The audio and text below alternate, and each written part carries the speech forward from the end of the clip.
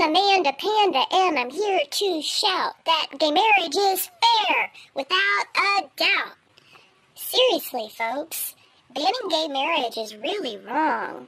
To ban the love of another person because of their sexual orientation and your dislike for that orientation based on your religious perspectives, which, let's be honest, that's where all of the discrimination originates from.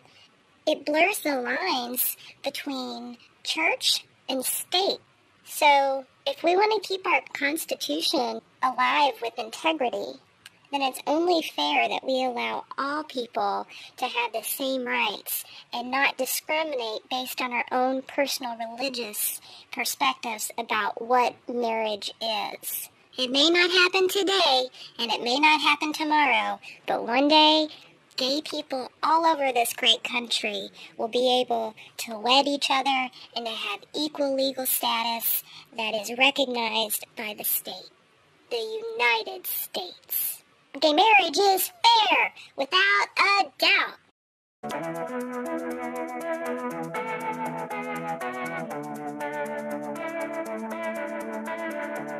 Let's cut out the melodrama so we can wake up the whole wide world. Let's make up and start all over.